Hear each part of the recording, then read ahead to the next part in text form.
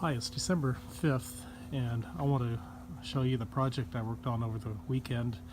I built myself a 10-foot long by 2.5 foot wide by 2 foot tall cold frame, and I want to show you, go over the steps I took to build that. I didn't video when I was putting it together because the lighting is not very good in my garage, and that's where I do my work out of, is my garage. So I'm going to go through and show you everything I did for this in case you decide you want to do it yourself.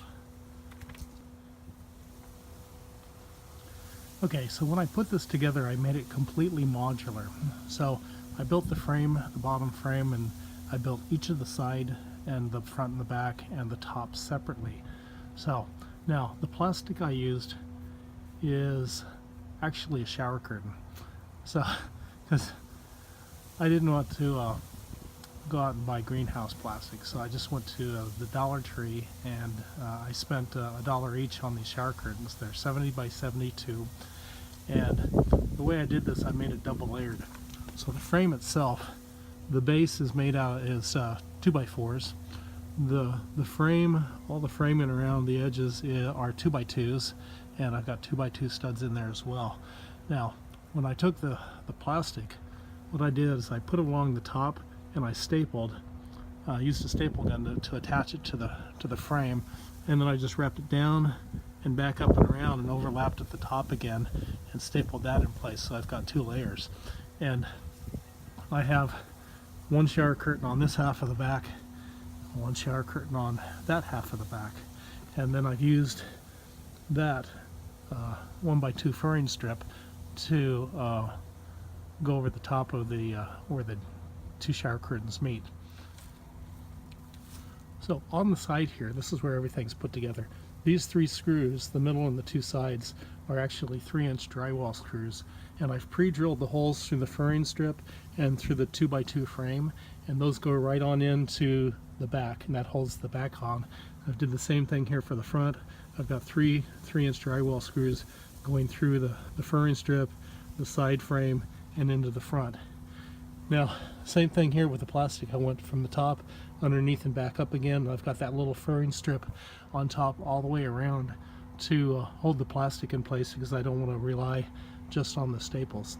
Now, then the other thing that I did with the sides is I cut 15-degree angles into the 2 pieces of the frame going up and down, so the top is at a 15-degree angle. So okay, this is the front, this is the south side. Notice I've hinged it, and the reason is I've hinged it on this side because I want to be able to walk off the patio and just come right over to the cold frame on the other side and open it up and be able to access this bed. The other thing is, notice that the front plastic here isn't as clear as the rest of it. That's because when I went to the Dollar Tree originally, I only got 2 shower curtains, and I used those on the back. And I went back to the Dollar Tree, and they only had 3 more shower curtains, the clear plastic shower curtains. So I did the sides and the top, and I just had to use some leftover plastic from some other projects. So the nice thing about this being modular, though, is that at some point I can pull the top off, pull the front off, replace that plastic with those shower curtains when I can go back to the Dollar Tree, and then put it all back together without too much effort. Now, when you have a cold frame or a setup like this, the one thing you have to be able to do is vent it.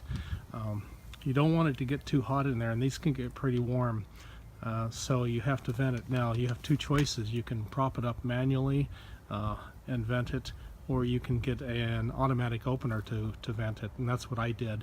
I got a greenhouse window automatic opener, and you can find those on Amazon anywhere from like $25 to $40. They're not too expensive, but what they do is they're heat activated, so you can adjust them for a certain temperature for them to open.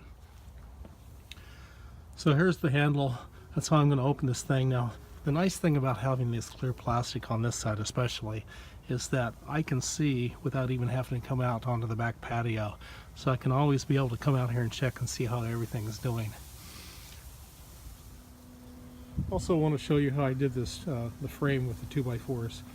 Now, this is a 10-foot piece of 2x4, and this is 30 inches here, and that fits the bed perfectly.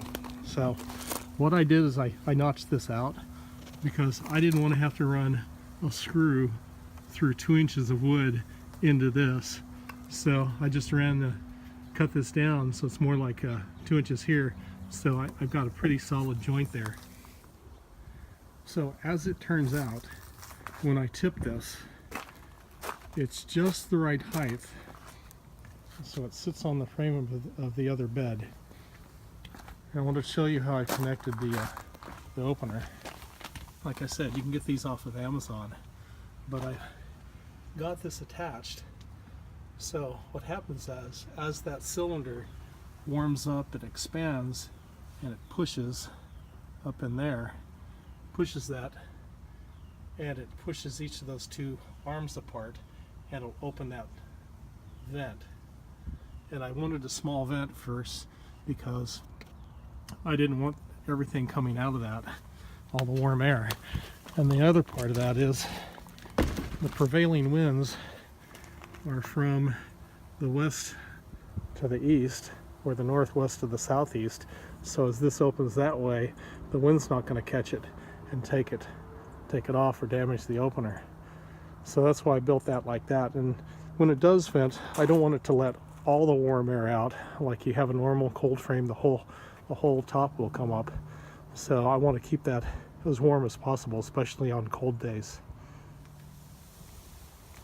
Well, that's the grand tour. Just a couple of dimensions. The back pieces, the back supports are 24 inches. The front are 18. That gives me that slope. It's 10 feet wide. The base, the bottom part's 10 feet wide. Now, you can't get 2x2s in 10-foot lengths. So what I had somebody do is rip down a 2x4 in half, and that's what I used for the cross pieces along the bottom and along the top. So you want to take care of that. The top itself is actually 2x2s because I didn't go all the way across. The top is actually 2 4.5-foot wide pieces, or long pieces, and the vent itself is only about a foot wide. So that's it. Some of this wood was just leftovers. Some of it I actually went out and got. If you want to build something like this, you're probably looking at maybe $50 in materials. I used a lot of 3-inch screws. When I didn't have to go through the furring strip and the 2x2, like on this furring strip right here, I just used 1 5/8 inch drywall screws. So, but I almost went through a whole box of those 3-inch screws. Anyway, $50, $60 maybe, not including the opener. So, if you like the video, give it a like. If the information is helpful, please subscribe to my channel. I'll be back with more stuff pretty much all winter long. Bye-bye.